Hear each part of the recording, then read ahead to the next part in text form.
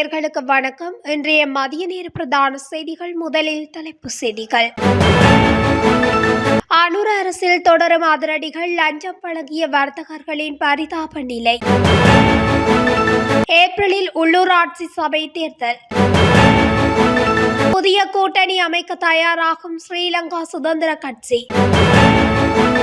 யாழ் மாவட்டத்திற்கு விடுக்கப்பட்டுள்ள எச்சரிக்கை. சடுதியாக அதிகரிக்கும் டெங்கு காய்ச்சல். நாட்டின் சில இடங்களில் இடியுடன் கூடிய மழை. மக்களுக்கு எச்சரிக்கை. அனுரவின் அதிமுக்கிய நகர்வு. விளாடிமிர் புடினுக்கு பறந்துள்ள கடிதம். வங்கிக் கடன்கள் பெற்றுள்ளவர்களுக்கு வெளியான நற்செய்தி. மனைவியின் தாயை கொலை செய்துவிட்டு தப்பி சென்ற மருமகள். கிளிநொச்சி ஊடகவியலாளரை கடத்த முயற்சி. 2 கைது. தொடர்வன விரிவான செய்திகள். கொழும்பு புறக்கோட்டை பகுதியில் 2 வர்த்தகர்கள் லஞ்சம் பெறும்போது கைது செய்யப்பட்டுள்ளனர். காணிக்கான நட்டஈடு வழங்குவது தொடர்பான செயற்பாட்டுக்கு 9 மில்லியன் ரூபாய் லஞ்சம் பெறும்போதே கைது செய்யப்பட்டுள்ளனர். நகர அபிவிருத்தி அதிகார சபையினால் சுவீகரிக்கப்பட்ட தனது உறவினரின் காணிக்கான நட்டஈட்டை துரிதப்படுத்துவதாக உறுதியளித்ததன் பேரில் மற்றொரு வர்த்தகரிடமிருந்து இந்த லஞ்சம் பெறப்பட்டுள்ளது. சமகால அரசாங்கத்தில் லஞ்சம் பெறுவோருக்கு எதிராக நடவடிக்கை எடுக்கப்பட்டு வருகின்றமை குறிப்பிடத்தக்கது. உள்ளூராட்சி சபைகளுக்கான தேர்தலை எதிர்வரும் ஏப்ரல் 5ஆம் தேதி நடத்துவது தொடர்பில் அரசு அவதானம் செலுத்தியுள்ளது. குறித்த தேர்தலுக்காக ஏற்கனவே பெறப்பட்ட வேட்பு மனுக்களை ரத்து செய்துவிட்டு புதிதாக வேட்பு மனுக்களை கோருவதற்கான சட்ட திருத்தம் எதிர்வரும் ஜனவரி மாதம் நாடாளுமன்றத்தில் நிறைவேற்றப்படவுள்ளது. இந்த நிலையில் உள்ளூராட்சி சபை தேர்தலை மார்ச் மாதம் நடாத்துவதற்கு உத்தேசிக்கப்பட்டிருந்தாலும் அந்த காலப்பகுதியில் காப்போத்த சாதாரண தர பரீட்சை நடைபெறுவதால் ஏப்ரல் மாதமே பொருத்தமான காலப்பகுதி என்று கருதப்படுகின்றது. இதன் அடிப்படையிலே தமிழ் சிங்கள புத்தாண்டுக்கு முன்னர் தேர்தலை நடத்துவதற்கான பூர்வாங்க ஏற்பாடுகள் இடம்பெற்று வருகின்றன. நாடாளுமன்றத்தில் சட்ட திருத்தம் நிறைவேற்றப்பட்ட பின்னர் தேர்தலுக்கான அறிவிப்பை தேர்தல்கள் ஆணைக்குழு வெளியிடவுள்ளது.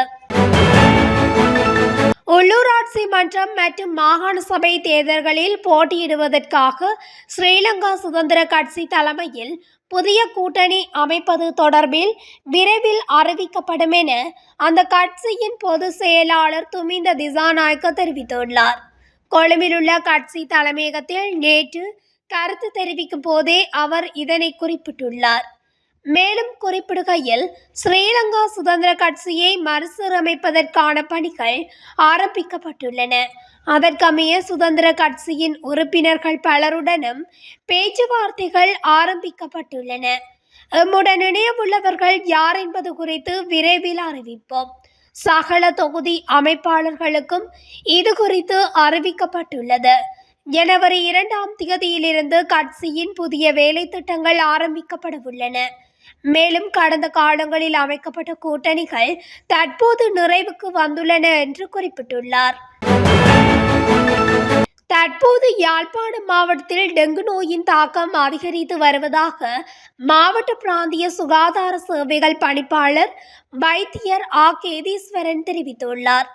யாழ்ப்பாணம் பிராந்திய சுகாதார சேவைகள் பணிமனையில் நேற்று இடம்பெற்ற ஊடக சந்திப்பில் வைத்தே அவர் இதனை குறிப்பிட்டுள்ளார். அத்துடன் எதிர்வரும் வாரத்தில் யாழ்ப்பாணம் மாவட்டத்தில் டெங்கு ஒழிப்பு தினங்களாக 2 தினங்கள் பிரகடனப்படுத்தப்பட்டுள்ளதாகவும் மாவட்ட பிராந்திய சுகாதார சேவைகள் பணிப்பாளர் தெரிவித்துள்ளார். மேலும் டெங்கு நோயின் தாக்கம் பற்றி பொதுமக்கள் மத்தியில் விழிப்புணர்வு செயற்பாடுகள் முன்னெடுக்கப்பட்டு உள்ளதாகவும் வைத்தியர் கேதீஸ்வரன் குறிப்பிட்டுள்ளார். டெங்கு நோயின் தாக்கம் மற்றும் அதிலிருந்து பாதுகாப்பது தொடர்பாகவும் மாவட்ட பிராந்திய சுகாதார சேவைகள் பணிப்பாளர் வைத்தியர் கேதீஸ்வரன் தெரிவித்துள்ளார். யாழ் மாவட்டத்தில் சடுதியாக அதிகரிக்கும் டெங்கு காய்ச்சல் காரணமாகவே இந்த எச்சரிக்கையை அவர் விடுத்துள்ளார். வடக்கு, வடமத்திய மற்றும் கிழக்கு மாகாணங்களிலும் மாத்தளை மாவட்டத்திலும் பல தடவைகள் மழை பெய்யும் என எதிர்பார்க்கப்படுவதாக வளிமண்டலவியல் திணைக்களம் எதிர்வு கூறியுள்ளது. வளிமண்டலவியல் திணைக்களம் வெளியிட்டுள்ள அறிக்கையில் இதனை தெரிவித்துள்ளது. மேல் மற்றும் சப்ரகமுவ மாகாணங்களிலும் காலி, மாத்தறை, நுவரெலியா மற்றும் கண்டி மாவட்டங்களிலும் சில இடங்களில் மாலையில் அல்லது இரவில் மழையோ அல்லது இடியுடன் கூடிய மழையோ பெய்யக்கூடிய சாத்தியம் காணப்படுகின்றது. இடியுடன் கூடிய மழை பெய்யும் வேளைகளில் அப்பிரதேசங்களில் தற்காலிகமாக பலத்த காற்றும் வீசக்கூடும். மின்னல் தாக்கங்களினால் ஏற்படக்கூடிய பாதிப்புகளை குறைத்துக் கொள்ள தேவையான முன்னெச்சரிக்கை நடவடிக்கைகளை எடுத்துக்கொள்ளுமாறு பொதுமக்கள் அறிவுறுத்தப்படுகின்றார்கள். பிரிக்ஸ் அமைப்பின் உறுப்புரிமையை பெறுவதற்கு விருப்பம் தெரிவித்து ஜனாதிபதி அனுரகுமார திசாநாயக்க ரஷ்ய ஜனாதிபதி விளாடிமிர் புடினுக்கு கடிதம் ஒன்றை அனுப்பியுள்ளதாக தெரிவிக்கப்படுகின்றது. ரஷ்யாவுக்கான இலங்கை தூதுவர் PM அம்சா ரஷ்ய ஊடகமான ரியா நோவஸ்டிக்கு வழங்கிய நேர்காணலில் இதனை தெரிவித்துள்ளார். இது தொடர்பான கடிதத்தை அக்டோபர் மாதம் ரஷ்ய ஜனாதிபதி புடினுக்கு ஜனாதிபதி அனுப்பியதாக அவர் குறிப்பிட்டுள்ளார். மேலும் மத்திய பிரிக்ஸ் உறுப்பு நாடுகளுக்கும் இதேபோன்ற கோரிக்கைகளை விடுத்துள்ளதாகவும் அவர்களிடமிருந்து நல்ல பதிலை எதிர்பார்ப்பதாகவும் தூதுவர் குறிப்பிட்டுள்ளார். சுமார் 3.6 பில்லியன் மக்கள் தொகை கொண்ட 10 நாடுகள் தற்போது பிரிக்ஸ் அமைப்பை பிரதிநிதித்துவப்படுத்துகின்றதுடன் உலகின் பெட்ரோலிய உற்பத்தியில் 40% மற்றும் உலகளாவிய பொருட்களின் ஏற்றுமதியில் 25% இந்த பிரிக்ஸ் உறுப்பு நாடுகளால் மேற்கொள்ளப்படுகிறது. 25 மில்லியன் ரூபாய்க்கும் குறைவான கடனை பெறுபவர்களில் 99% பேர் வங்கிகளுடன் தங்கள் கடனை பற்றி மீண்டும் பேச்சுவார்த்தை நடத்தி பணம் செலுத்தும் திட்டத்தை ஒன்றை மேற்கொள்வதற்கு 12 மாத கால அவகாசத்தை அரசாங்கம் வழங்கியுள்ளது. மத்திய வங்கியின் தரவுகளின்படி 25 முதல் 50 மில்லியன் ரூபாய் வரையிலான கடனாளிகளுக்கு 9 மாத கால நீடிப்பும் ஏனைய கடனாளிகளுக்கு 6 மாத கால நீடிப்பும் வழங்கப்பட்டுள்ளது.